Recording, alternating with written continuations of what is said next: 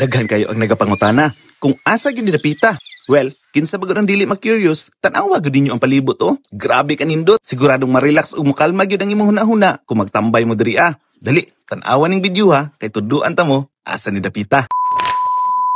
Maayong adlaw mga kalaagan. Kung isa pud ka sa nagwonder kung asa gyud ning lugar naara ni sa Kapatagan, Dagu City. Yes mga kalaagan, you heard it right. Mao ni ang Altamers Mountain Resort. Diri mga kalaagan wala na kay pangitaon pa. Kay view pa lang daan sa palibot, grabe ka perfect na.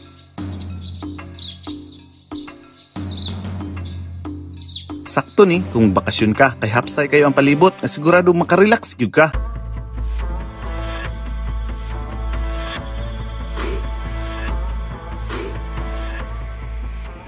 Lami sad kayo mga foods nila diri Daghan kag kapilian nga swak gyud sa gusto nimong matilawan. Dako ug spacious ang ilang area kung magtambay mo diri Naapot sila cafeteria nga nice pud kayo ang ambience para tambayan.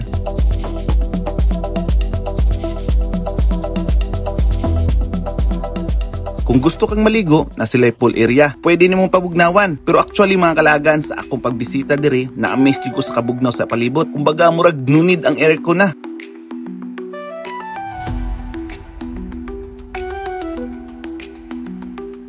Ug ang inyong chikiting po diri nga dala, siguradong malingaw diri kay naay playground nga para nila. Ug kung gusto kag adventure, naapod sila kay pwede nimong experience ng ATV adventure nila. Ug mas nindot pa gyud pag buulan para mas matry nimo nga medyo extreme ang terrain nga maagian.